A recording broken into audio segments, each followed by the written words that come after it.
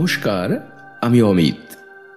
মানুষের জীবনে ঘটে যাওয়া সত্যি অলৌকিক, দৈবিক ও ভৌতিক ঘটনা নিয়ে হাজির অলৌকিক। বন্ধুরা, যারা মনে করে মানুষ মারা গেলেই সব শেষ হয়ে যায়, তাদের আজকের এই ঘটনাটি শোনা উচিত। মানুষ মারা গেলেই যদি সব শেষ হয়ে যেত, মানুষের সঙ্গে এত অস্বাভাবিক ঘটনা তাহলে ঘটতো না। এমনিতেও শাস্ত্র বলে আমাদের দুটো শরীর, একটা হলো স্থূল শরীর, যেটা সহজে দৃশ্যমান, খান পান জৈবিক চাহিদা সম্পন্ন, যা নশ্বর ম্রিয়মান। অন্যটি হলো সূক্ষ্ম শরীর, স্থূল শরীরের ছায়ারূপ প্রতিবিম্ব, যা কেবল সিদ্ধ পুরুষ বা দিব্য পুরুষদেরই দৃষ্টিগোচর হয়। কিন্তু অনেক ক্ষেত্রে এমনও কিছু ব্যাপার ঘটে যাতে তাকে সাধারণ মানুষও দেখতে পায়। যেমন করে পশু পাখিরা সহজেই তাদের দেখতে পায়, শুনতে পায়। এবার যদি প্রশ্ন করো যে কেন ওরা শুনতে পায়, দেখতে পায়, আমরা পাই না কেন, উত্তরে বলবো একসময় আমরাও দেখতে পেতাম, তাদের শুনতে পেতাম, যখন আমরা ওদের মতো সাধারণ ছিলাম। কিন্তু যখন থেকে উন্নত হয়েছি, বা বলা ভালো যে উন্নতির নামে চোখে ঠুলি বেঁধে নিয়েছি, মনের মধ্যে হাজার একটা চিন্তা দুশ্চিন্তা ঢুকিয়ে নিয়ে ব্যতিব্যস্ত হয়ে পড়েছি, তখন থেকে আমাদের এই সব শক্তিও হারিয়ে গিয়েছে। না হলে দেখবে নবজাতক শিশু যারা কথা বলতে পারে না বা কিছু বোঝে না, তারা অনেক সময় অনেক কিছু দেখে হাসে, কাঁদে। অথচ তুমি আমি যদি সেদিকে তাকাই, আমরা কিছুই দেখতে পাই না। এটাই হলো ব্যাপার। তো এই ঘটনাটি যিনি শেয়ার করেছেন, তিনি তার নাম ঠিকানা কিছুই প্রকাশ করতে চান না। তাই নাম না করেই আপনাকে অসংখ্য ধন্যবাদ জানালাম ঘটনাটি অলৌকিকে শেয়ার করার জন্য। আর বন্ধুরা, তোমাদের বলি, এমন সত্যি অলৌকিক, দৈবিক ও ভৌতিক ঘটনা তোমরা যদি আরও শুনতে চাও, তাহলে লাইক, শেয়ার ও সাবস্ক্রাইব করে অলৌকিকের সাথে থেকো। কারণ প্রতি সপ্তাহের মঙ্গলবার ও শনিবার এমন সত্যি ঘটনা এখানে কিন্তু আসতেই থাকে। তো এবারে শুরু হচ্ছে আজকের নিবেদন। মানা না মানা নিজের কাছে, লোকের মাঝে লুকিয়ে আছে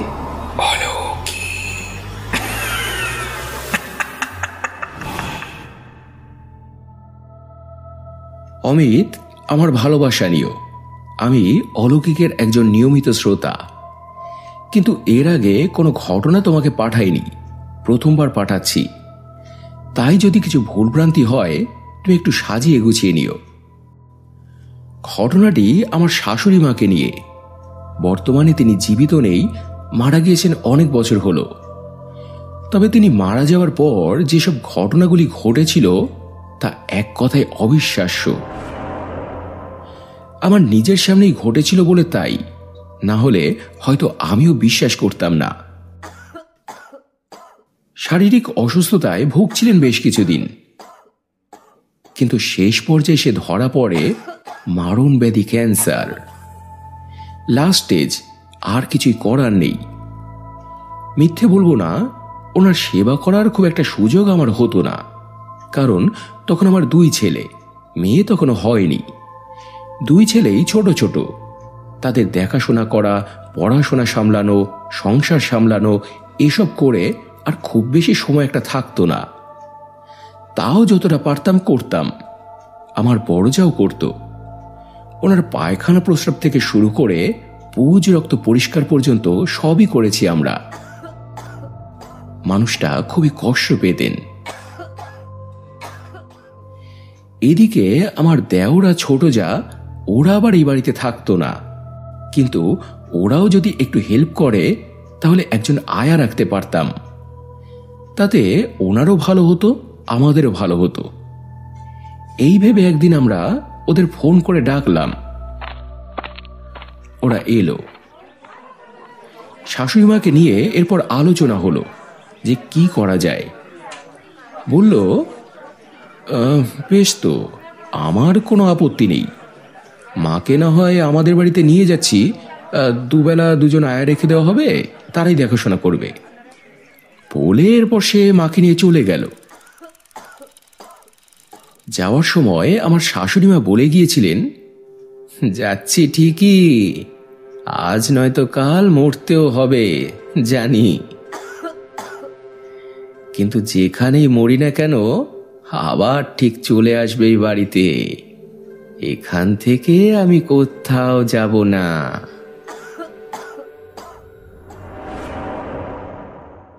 শুধু ওই দিন নয়, এই কথাটা উনি মাঝে মাঝেই বলতেন। আমিও মজা করে বলতাম, না বাবা, আসতে হলে তুমি জীবিত অবস্থায় এসো, মরার পর আর আসতে হবে না বাবা। আসলে আমার শাশুড়ি মা নিজের ছেলেদের যতটা না ভালোবাসতেন, আমাদের বউদের তিনি তার চেয়েও বেশি ভালোবাসতেন, বিশেষ করে আমাকে। তাই আমাকে উনি চাঁদমুখী বলে ডাকতেন। তো যাই হোক, এরপরেও উনি মাস দেড়েক মতো বেঁচে ছিলেন।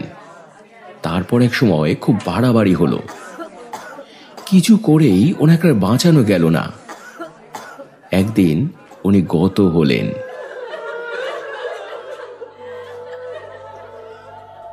খবর পাওয়া মাত্রই বাড়ির সবাই ছুটল ওনাকে দেখতে।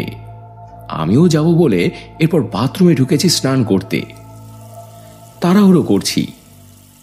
এদিকে বাড়ির দরজা জানলা তখন সবই খোলা, তাই বাথরুমের জানলা থেকে আমি বাইরেটা নজর রাখছিলাম যে কেউ আবার ঢুকে পড়ল কিনা।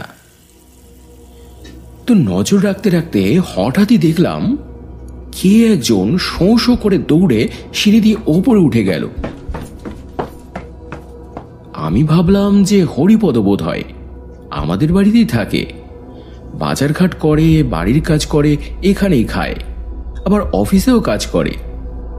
ওর ওরকম স্বভাব ছিল, চোখের পলকে কাজ করত, দৌড়ে দৌড়ে ছাদে উঠবে, নামবে, সাঁই সাঁই করে ছুটবে, এত চটপটে তুমি ভাবতে পারবে না। তাও আমি ভাবলাম যে হরিপদ এখন ছাদে উঠবে কেন, এত বেলায় ছাদে ওর কি দরকার। তো বাথরুম থেকে বেরিয়ে ভেজা কাপড় জামাগুলো নিয়ে আমি সোজা এরপর উঠলাম ছাদে মেলবো বলে। কিন্তু ছাদে যেতেই আমি তো পুরো অবাক। ছাদে কেউ নেই, পুরো ছাদটাই ফাঁকা। অথচ আমি স্পষ্ট দেখেছি কোন একজনকে দৌড়ে ছাদে উঠতে। তারপর কিন্তু তাকে নামতে দেখিনি। যদি নাই নেমে থাকে তাহলে গেল কোথায়? তো আর একদিন কি হয়েছিল, শ্রাদ্ধ শান্তির কি হবে, কেমন হবে, এসব নিয়ে কথা বলতে বাড়ির সবাই আমার ছোট দেওরের বাড়িতে গিয়েছিল। আমায় কেউ কিছু বলেনি, হয়তো দেখেছিল যে আমি ঘুমোচ্ছিলাম, তাই আর ডিস্টার্ব করেনি। আর এদিকে সারাদিনের খাটাখাটনির পর আমি যে সেদিন এমন ঘুমিয়েছিলাম, উঠেছি একেবারে সন্ধ্যের পর। উঠে দেখি সব একেবারে অন্ধকার, বাড়িতে কেউ নেই। আমি তো বেশ অবাক হয়ে গেলাম, কি হলো ব্যাপারটা? সন্ধে হয়ে গেছে, আমাকে কেউ ডাকলো না, বাড়ি বারান্দার কোনো লাইটও জ্বালায়নি, কেউ নেই নাকি? এসব ভেবে আমি এদিক ওদিক দেখলাম। আমি একটু আওয়াজ দিলাম, কিন্তু কোনো সাড়া শব্দ নেই। তারপর আমি ওপরে উঠলাম যে দেখি তো ছাদে আছে কিনা। কিন্তু ওপরে উঠতে গিয়েই আমি এমন একটা জিনিস দেখলাম যে আমার চোখ দুটো পুরো বিস্ফারিত হয়ে গেল। আমি স্পষ্ট আমার শাশুড়ি মাকে দাঁড়ানো দেখলাম। যেভাবে উনি মাথায় কাপড় দিতেন, ঠিক ওইভাবেই মাথায় কাপড় দিয়ে উনি দাঁড়িয়ে আছেন। আমার এতটা ভয় লেগে গিয়েছিল যে দৌড়ে আমি নিচে নেমে এরপর ঘরে ঢুকে দরজা বন্ধ করে দিয়েছি। কাউকে যে ডাকবো, ডেকে বলবো বাড়িতে আর কেউ নেই, শুধু আমি আর আমার পোষা কুকুর সিজার। এবার সিজারের কথা ওঠায় আর একটা কথা মনে পড়ে গেল। আমার শাশুড়িও ওকে খুব ভালোবাসতেন, নিজে যা খেতেন ওকেও তাই খেতে দিতেন। আর তুমি তো জানোই কুকুর খুব প্রভুভক্ত হয়। ও ওনাকে খুব ভালোবাসতো, গায়ের ওপর উঠে গড়াতো, জড়িয়ে ধরতো, খেলা করত। তো ওকে একদিন দেখলাম দু পায়ে দাঁড়িয়ে কাকে যেন জড়িয়ে ধরে আছে আর মুখ থেকে আওয়াজ করছে। কুকুররা আনন্দ পেলে যেমন আওয়াজ করে ঠিক ওই রকম। তো আমি তো বেশ অবাক হয়ে গেলাম, সিজার কাকে জড়িয়ে ধরে আছে? কাউকে তো দেখা যাচ্ছে না, কিন্তু স্পষ্ট বোঝা যাচ্ছে যে কাউকেও জড়িয়ে ধরে আছে, কেউ আছে ওর কাছে। সেদিনও আমি খুব ভয় পেয়ে গিয়েছিলাম। কুকুর, বেড়াল, পশু পাখি এরা নাকি ওদের দেখতে পায়, যাদেরকে আমরা দেখতে পাই না। আবার এমনও হয়েছে যে বাথরুম থেকে বেরিয়ে কাপড় জামা নিয়ে কাকে যেন ছাদে উঠতে দেখলাম। পেছন পেছন আমি যেই ছাদে উঠলাম, দেখি কেউ নেই, কোনো কাপড় জামা নেই। তো এরকম যখন একের পর এক ঘটনা ঘটছে, তারপর একদিন আমি বাড়িতে সব জানালাম। তারা বলল, আরে ভয় পাওয়ার কিছু নেই, উনি যদি থাকেনও কোনো তো ক্ষতি করছেন না, ভালোবাসার টানে আসছেন। আর তাছাড়া শ্রাদ্ধ শান্তি না হওয়া পর্যন্ত শুনেছি নাকি তারা বাড়িতেই থাকেন। শ্রাদ্ধ শান্তি হলে দেখবে আবার সব ঠিক হয়ে যাবে। আমিও ভাবলাম যে হয়তো তাই। তো একসময় শ্রাদ্ধ শান্তির কাজও হয়ে গেল, কিন্তু এইসব কাণ্ড বন্ধ হলো না। যেমন আবার একদিন সিজারকে দেখেছিলাম আমার শাশুড়ি মায়ের ঘরের সামনে দাঁড়িয়ে খুব কাঁদছে। যেহেতু বাড়িরই পোষা কুকুর, ওর কান্নার ধরন আমি বুঝতাম। ওরকম অস্বাভাবিক কান্না সিজারকে আগে কখনো কাঁদতে দেখিনি। আমার যেন কেমন অস্বাভাবিক লাগলো ব্যাপারটা। অন্যদিকে আবার এও ভাবতাম যে এসব কি শুধু আমারই চোখে পড়ে? বাড়িতে তো আরো লোক আছে, তারা কি কিছুই টের পায় না? তো এরপর একদিন আর একটা ঘটনা ঘটল। সেদিন আমার ছেলেরা গেছে পুকুরে সাঁতার কাটতে। ফিরে আসার সময় যখন বাড়িতে ঢুকছে, আমার ছোট ছেলে তখন ওর দাদাকে বলল, এই দাদা, ওপরে দেখ, মনে হচ্ছে কে যেন আমাদের দেখছে, দেখ তো কে। ভাইয়ের কথা শুনে ও যেই ওপরে তাকিয়েছে, ও বুঝতে পারে, দেখে ওদের ঠাকুমা।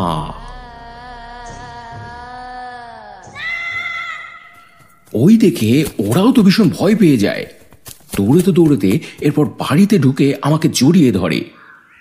আমি তখন রান্না করছিলাম। বললাম, কি রে, কি হয়েছে, এরকম করছিস কেন? ওরা তখন বলে, জানো মা, এইমাত্র আমরা ঠাকুমাকে ওপরে দেখলাম, ওখানে দাঁড়িয়ে ছিল। আমি তো বুঝতে পেরে গিয়েছি যে ওরা ভুল দেখেনি, কারণ আমি নিজেই তো ওনাকে কতদিন দেখেছি।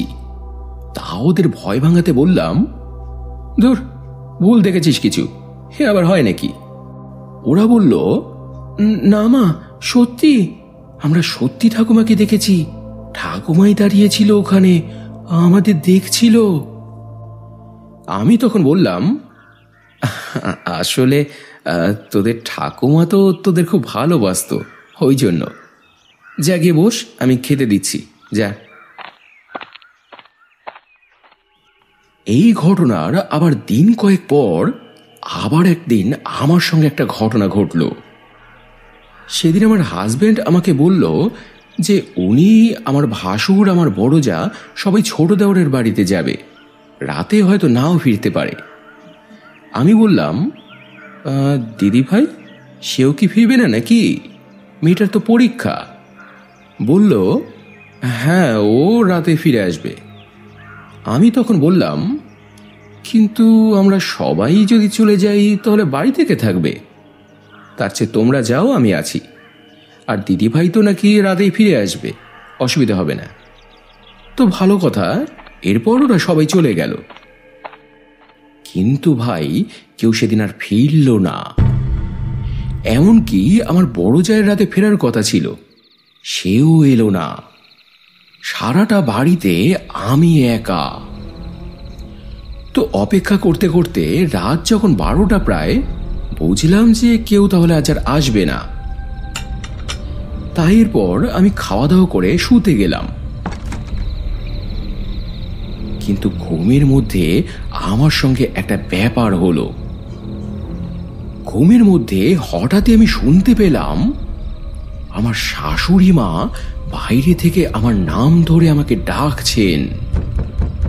কি গো, দরজাটা খোলো, আমি বাইরে দাঁড়িয়ে আছি। ঘুমের ঘোরে আমার তখন এই কথাটা মাথায় ছিল না যে উনি আর নেই।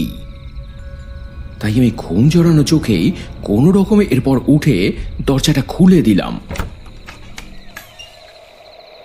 কিন্তু বাইরে তখন কেউ নেই, ঘুটঘুটে অন্ধকার।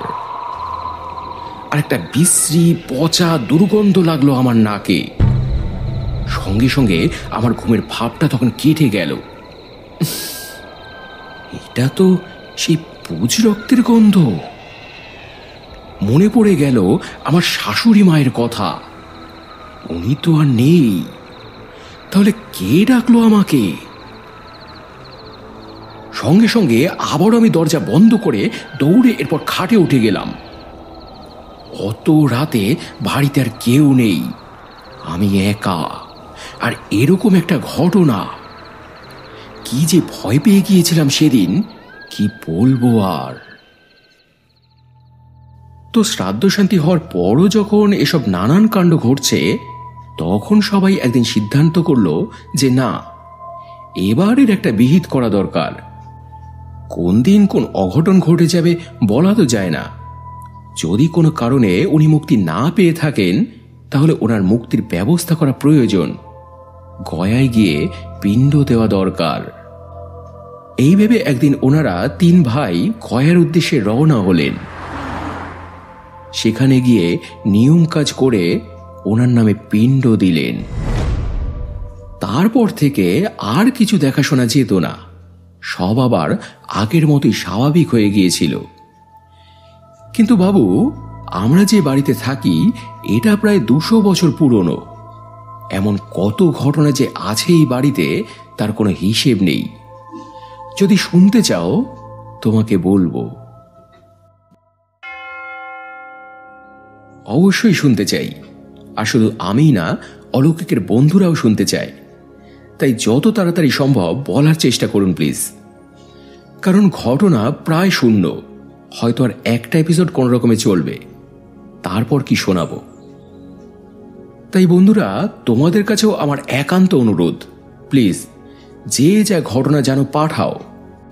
আর দেরি করো না, ঘটনার অভাবে এপিসোড আসবে না, ভালো লাগবে সেটা। তাই তোমাদের জানা ঘটনা বা অভিজ্ঞতা তোমরা ডিসক্রিপশনে দেওয়া এই নাম্বারে আমাকে হোয়াটসঅ্যাপ করতে পারো।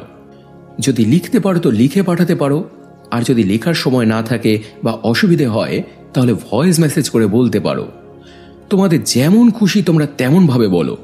সাজিয়ে গুছিয়ে বা পরিষ্কার করে যে বলতে হবে তার কোনো মানে নেই, আমি সাজিয়ে গুছিয়ে নেব। তো কেমন লাগলো তোমাদের আজকের ঘটনাটি কমেন্টে জানিও। যদি ভালো লেগে থাকে তাহলে ফেসবুক, ইনস্টাগ্রাম বা পরিচিত মানুষদের সঙ্গে প্লিজ শেয়ার করে নিও। আর এবারে গত এপিসোডের কমেন্ট পড়ার পালা, যেখানে গীতাদি লিখেছে, হ্যাঁ ভাই, তোমার সুন্দর কণ্ঠে সুন্দর ঘটনা শুনছি। মনীষা কাকিমা লিখেছেন, খুব দারুণ হয়েছে, ভালো থেকো। সৌরভ চক্রবর্তী লিখেছে, খুব সুন্দর, দুর্দান্ত লাগছে মাকে। রূপসী গাঙ্গুলি লিখেছে, শুভ সরস্বতী পুজো দাদা ভাই, আর ঘটনাটা খুবই ভালো লাগলো। সোমা মুখার্জি লিখেছে, মায়ের মূর্তি অসাধারণ হয়েছে, মা সরস্বতী আমারও ভীষণ প্রিয়। ক্ষমা অধিকারী লিখেছে, খুব সুন্দর তোমার দেবী।